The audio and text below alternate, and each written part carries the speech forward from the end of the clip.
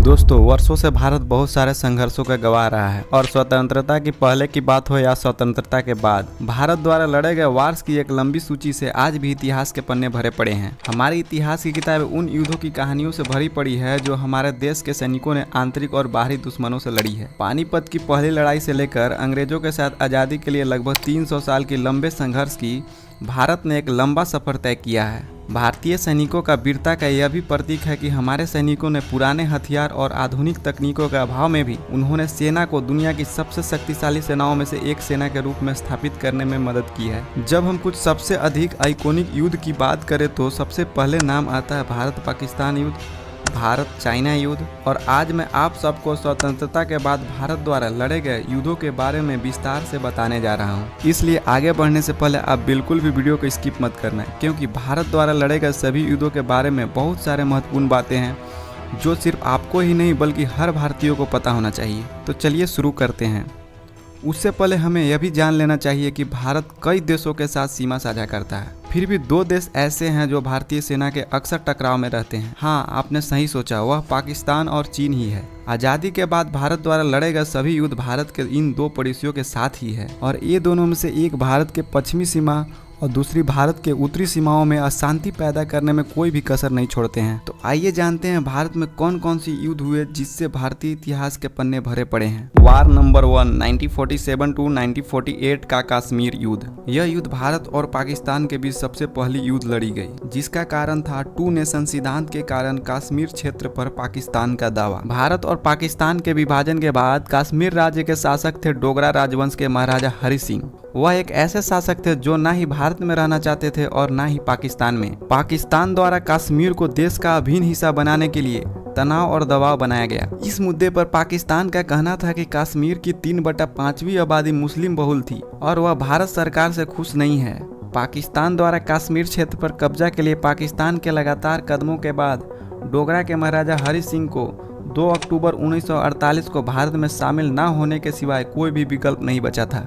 कश्मीर घाटी को आधिकारिक तौर पर भारत सरकार को सौंप दिया गया था, जिसके बाद हरि सिंह द्वारा कुछ शर्तें रखी गई। इस प्रकार राजा की भावनाओं को सम्मान करने के लिए उस समय के प्रधानमंत्री पंडित जवाहरलाल नेहरू ने विशेष लेख पारित किए, जिसके बाद जम्मू कश्मीर को विशेष राज्य का दर्जा दिया गया और वहाँ के नियम और शर्तें भारत के बाकी राज्यों से बिल्कुल भिन्न था, जिसके अनुसार कश्मीर को भारतीय राज्य के रूप में घोषित कर दिया गया, जिससे पाकिस्तान की मुंह पर करारा झटका लगा और इससे आहत होकर पाकिस्तान ने भारत पर युद्ध की घोषणा कर दी, जो कि बस थोड़ी समय के लिए ही चला, लेकिन इसमें प्रत्येक पक्ष में लगभग 1500 से अधिक सैनिक हताहत हुए और कई सैनिक मारे भी गए। और इस प्रकार यह स्वतंत्रता के बाद भारत द्वारा लड़े गए सभी युद्धों में से पहला युद्ध था। हालांकि संयुक्त राष्ट्र द्वारा खींची गई भारत पाकिस्तान के बीच युद्ध विराम रेखा के साथ यह युद्ध समाप्त हो जाता है। जम्मू कश्मीर जब भारत का राज्य बना तो उसे क्या क्या विशेषाधिकार मिला था, इसके बारे में हम अगले वीडियो में बात करेंगे। वार नंबर 2 1962 की भारत चाइना युद्ध। कारण मैकमोहन रेखा पर विवाद। स्वतंत्रता के बाद वास्तव में भारत ने कोई युद्ध लड़ा तो वह युद्ध थी 1962 की भारत चाइना युद्ध। इस युद्ध के बीज तब बोए गए जब चीन भारत और चीन की सीमा के रूप में बनाई गई मैकमोहन रेखा को स्वीकार करने के लिए अपने शब्दों से पीछे हट गया था। जब 20 जुलाई 1962 को चीनी सैनिकों ने सीमा पार कर तिब्बत पर कब्जा कर लिया और इस समय भारत किसी भी रूप से युद्ध के हालात में नहीं था। भारत को भरोसा भी नहीं था कि युद्ध पनप सकता है और इसलिए वे सैनिकों की तैनाती के लिए गंभीर नहीं था। जिसके बाद चीनी सैनिकों द्वारा अचानक भारतीय सैनिकों पर हमला कर दिया गया और चीनी सेना ने सभी संचारों को काट दिया। फिर भी भारतीय सैनिकों ने इसका डटकर सामना किया और यह एक लंबा युद्ध हुआ, जिसमें चीन के पास 80,000 सैनिक थे जबकि भारत के पास सिर्फ 20,000 सैनिक थे। हालांकि इस युद्ध में चीन विजय प्राप्त कर लेती है, जिसमें प्रत्येक पक्षों से लगभग 6,000 से प्लस सैनिक हताहत होते हैं और कई सैनिक वीर गति को प्राप्त हो जाते हैं। वार नंबर 3 1965 भारत पाकिस्तान युद्ध। कारण कश्मीर द्वारा भारतीय सरकार को कश्मीर के नाखुशी के बारे में मुद्दा रखना, यानी कि दूसरा भारत पाकिस्तान युद्ध। यह युद्ध काफी दर्दनाक युद्ध साबित हुआ क्योंकि इसमें दोनों देश टूट गया था और इस युद्ध की शुरुआत होता है जब पाकिस्तान के 33,000 से भी अधिक पाकिस्तानी सैनिक भारतीय सीमा में प्रवेश किया। इसके बाद दोनों देशों के बीच एक गंभीर युद्ध लड़ा गया, जिसमें प्रत्येक पक्ष से 12,000 से भी अधिक सैनिक हताहत हुए और कई सैनिक वीर गति को प्राप्त हुए। इस युद्ध का होने का आधार बनी थी भारत पाकिस्तान के बीच हुए पहला युद्ध, क्योंकि पहले युद्ध में भारत पाकिस्तान के बीच तनाव को रोकने के लिए कोई पुख्ता हल नहीं मिला था और तब से दोनों देशों के बीच नियमित विवाद थे। इस प्रकार इस मुद्दे को संबोधित करने के लिए ताशकंद में एक भारत पाकिस्तान शिखर सम्मेलन का आयोजन भी किया गया था, जिसमें भारत के प्रधानमंत्री लाल बहादुर शास्त्री और पाकिस्तान के राष्ट्रपति ने बैठक में भाग लिया था और यह बैठक ताशकंद घोषणा पत्र के हस्ताक्षर के साथ समाप्त हुए। लेकिन इसका कोई मूल्य नहीं था क्योंकि यह युद्ध के मुख्य कारण को नहीं छूता था, यानी कश्मीर को। यह युद्ध गतिरोध के साथ समाप्त हुआ, यानी दोनों देश ही खुद को विजय मानते थे, लेकिन वास्तव में किसी की विजय हुई थी तो वह था भारत। वार नंबर 4 1971 का भारत पाकिस्तान युद्ध। बांग्लादेश को स्वतंत्रता दिलाना। 1971 में जब भारत पाकिस्तान के बीच युद्ध पनपा, उस समय तत्कालीन प्रधानमंत्री इंदिरा गांधी कश्मीर या वर्तमान बांग्लादेश से पाकिस्तानी सेना को हटाने वाली थी। इसके परिणाम स्वरूप बांग्लादेश मुक्ति युद्ध 15 दिनों तक लड़ा गया था। यह युद्ध पाकिस्तान सेना के हाथों बहुत अधिक खून खराबा और मानव अधिकारों का उल्लंघन का गवाह था।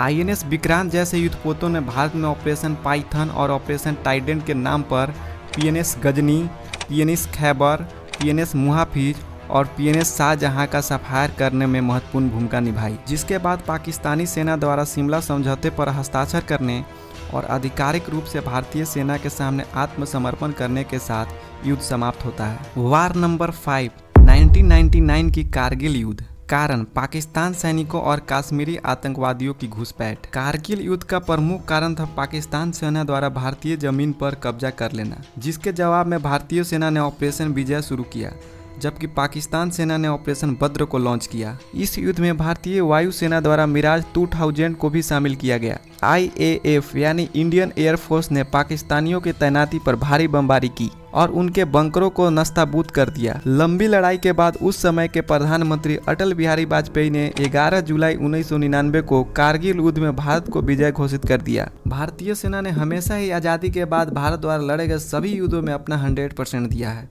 लेकिन सवाल यह उठता है, क्या युद्ध से हमें खुशी मिलती है? जिसका जवाब आप हमसे पूछेंगे तो मेरा जवाब ना होगा, क्योंकि युद्ध कभी भी किसी भी देश या उसके लोगों या सैनिकों के लिए खुशी नहीं लाते हैं। क्योंकि जब एक युद्ध होता है तो धन संसाधन के साथ साथ लोग अपनों लोगों को भी खो देते हैं। वैसे ये जानकारी आपको कैसे लगी हमें कमेंट में ज़रूर बताएं। पर अगर वीडियो अच्छी लगी हो तो ऐसी ही वीडियो पाने के लिए वीडियो को लाइक करके चैनल को सब्सक्राइब जरूर कर लें।